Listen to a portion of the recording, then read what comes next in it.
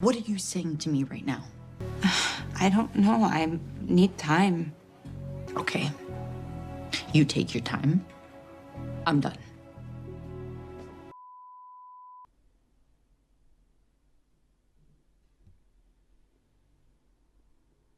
All right. Okay. This show is cursed. It cannot hold on to anything good. It cannot. I knew it was going to be rushed and I knew it wasn't going to make any sense, but that is okay. Wow. Yeah. Just when you think this show can't get any more ridiculous, it proves you wrong every time. What an awful way to write a character out of a show. What an absolutely awful way. Oh my god. Oh my god. I'm not surprised Marja deleted her Twitter. If that was me, I would be packing my shit and heading to the airport with a change of name right now. I would not be hanging around. She got so lucky with Jennifer and Sepida. She got so lucky, and she just pushed both of them out of the door.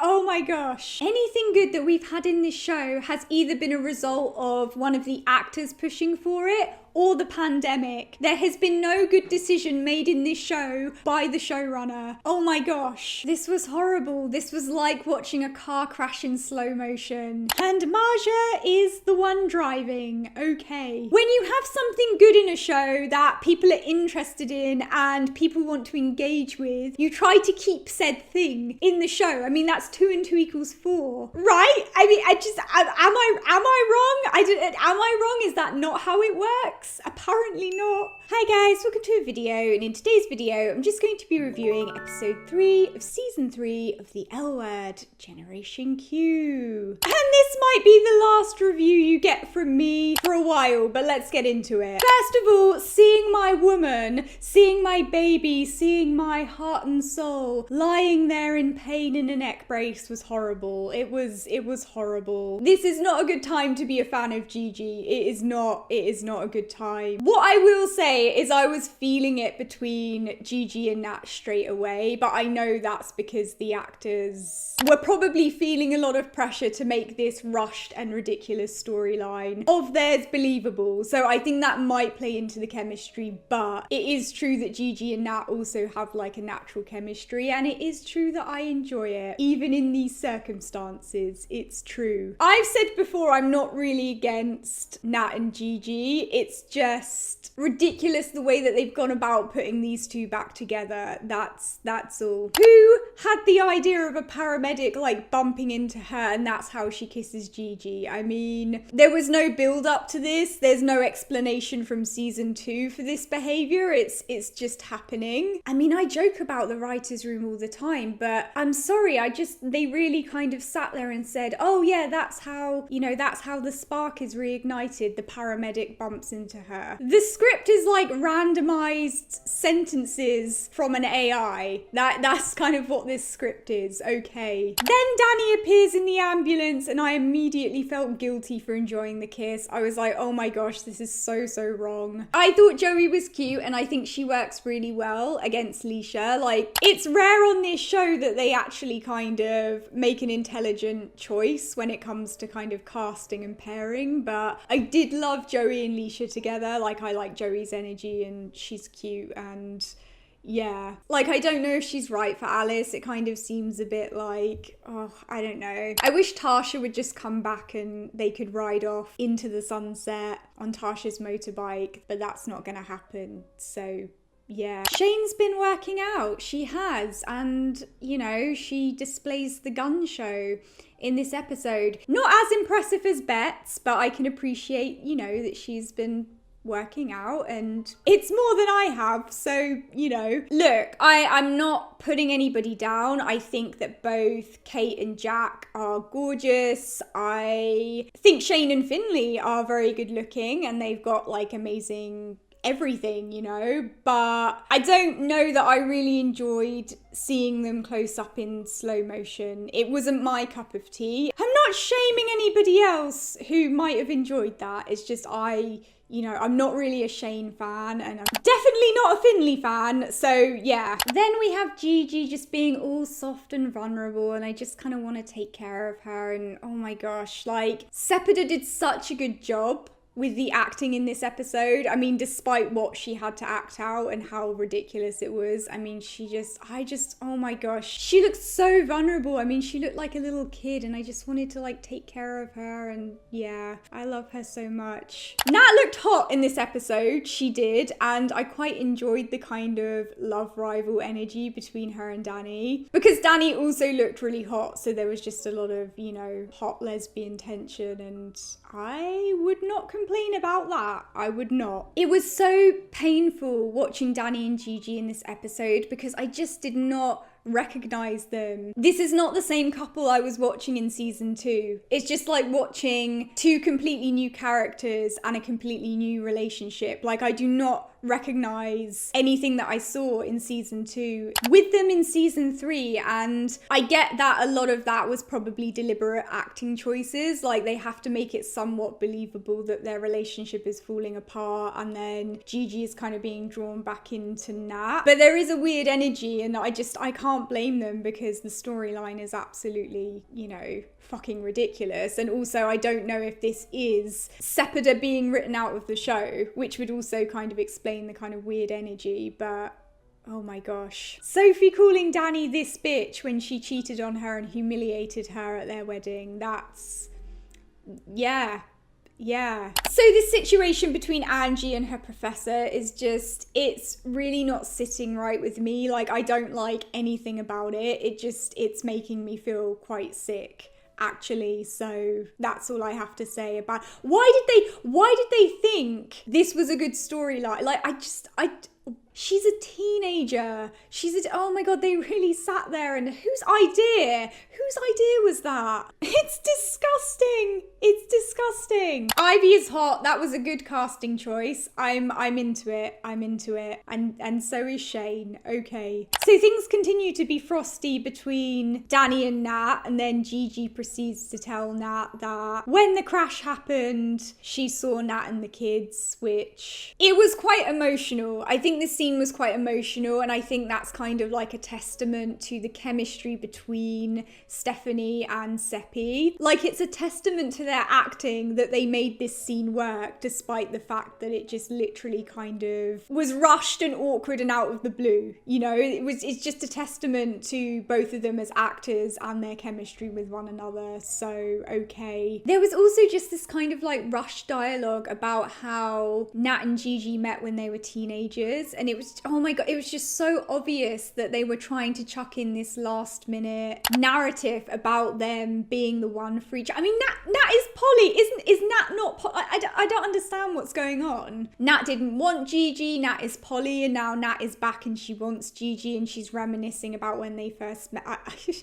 Oh wow, okay. I love Nat and Gigi, but it felt so wrong, and I felt so bad for Danny. I just felt so bad for Danny. I mean, what an awful thing for this show to do. Alice looks hot in a suit. She does. I mean, that's one consistent star in this show. It's just Alice looking hot in a suit. I also like Margaret Cho. Like, I saw her live once, and it's true that the audience is just 90% gay men. And then there's me. So, you know. But that's the thing, like, I think both Margaret Cho and Leisha are so insanely funny, and I could tell that they, like, did the best that they could with this whole kind of, like, dating segment on Alice's show. But my God, I just found this whole segment so kind of forced and awkward. It was just, the dialogue was really, really bad, and I just think, you know, you've got two naturally funny women. They should have just let them improv. The dating segment was awkward. It was awkward.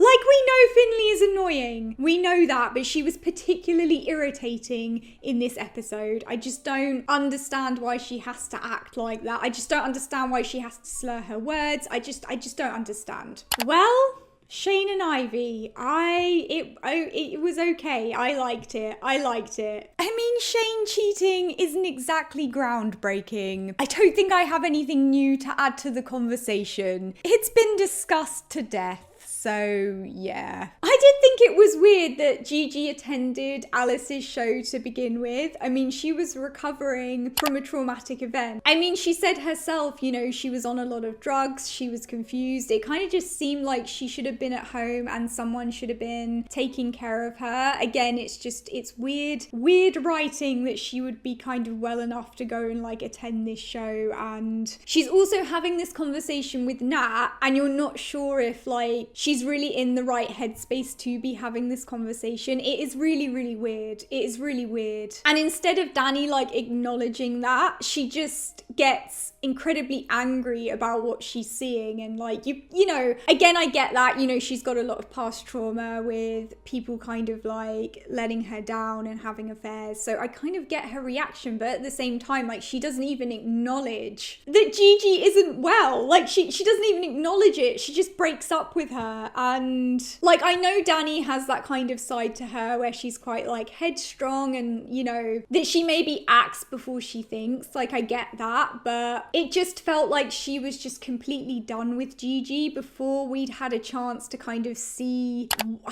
Again, it was just rushed and awkward and horrible. That's all there is to say about it. Gosh, yeah, this whole scene was just, it was so painful to watch. You know, Gigi's clearly confused, and I understand that Danny can kind of see what's going on and she doesn't want to be messed about, but she's got zero kind of like sympathy or understanding for what Gigi is like going through. And the thing is, there's no point in kind of trying to deconstruct this scene, because we know why it's rushed and we know why it makes no sense. It's because even if Sepida has not like officially left the show, she's clearly having like a break for a prolonged period, so we know why this is happening. And so it's really hard to discuss something that genuinely just makes no sense. Yeah, so this kind of leads Danny back into Sophie's life, and I could see that Danny and Sophie had a moment, and they're still flogging that dead horse. Okay, they have inserted Danny right back into the Sophie Finley situation, just like that. And I'm so tired. We should have known it was too good to be true that Danny got to escape that ridiculous triangle. We should have known. And now she's right back in that tired triangle. Okay. Sophie also tells Finley that Gigi broke up with Danny when it was Danny who broke up with Gigi. So I know the writer's room don't care, but they don't care. Okay. The showrunner just will not let those three go. She will not let them go. Even though it's abundantly clear that it's not working, it never has worked. She is adamant that those three will be, you know, oh my god, I can't. So the only thing that kind of strikes me as a bit weird about this whole kind of Nat, Gigi, Danny situation is I feel like Gigi and Nat was sort of left in this ambiguous place. It's not like they kind of kissed and then rode off into the sunset. It seemed to be very ambiguous. It seemed to me like they were leaving a door open for Gigi to possibly come back in a later episode and say that she made a huge mistake and she wasn't thinking clearly. And you know this show doesn't care about anything making sense. So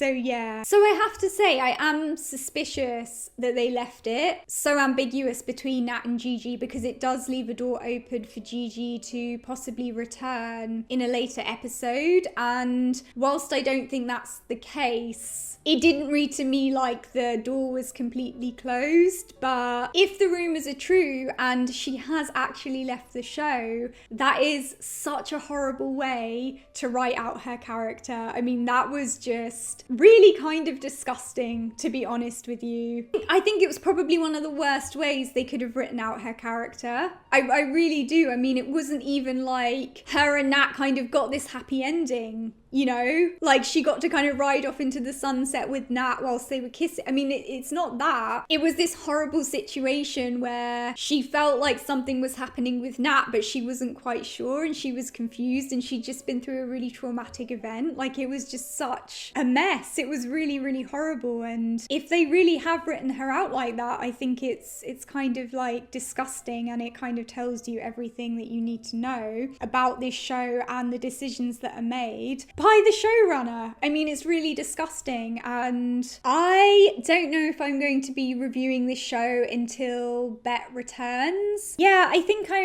I'm done until Bet comes back to this show. I just genuinely do not care about 80% of what goes on in this show. The two things that I cared about were Bet and were Gigi, and like their subsequent storylines. They have taken away everything that I love from this show. There is a possibility that Gigi might return in the finale, but I already kind of feel just sour about the whole situation, and I kind of just feel like even if she does return, like after the way she's been treated at the beginning of this season, like how are they gonna fix that? Do you know what I mean? Like this show is not intelligent enough to fix it. So I feel really kind of disenchanted, and I feel kind of like, you know, I'm very turned off with this show right now. And yeah, you guys understand what I'm saying, don't you? So yeah, now I'm beginning to understand why Jennifer Beals kind of like grabbed that end game and then hit the road. Like I think this show is like, it's like a sinking ship. It's just, and everybody's watching it sink, and it's really horrible. Let me know what you thought of this episode. Let me know what you think of just everything that's going on down in the comments section below. Don't forget to subscribe for instant disappointment, and I'll see you guys soon. Bye.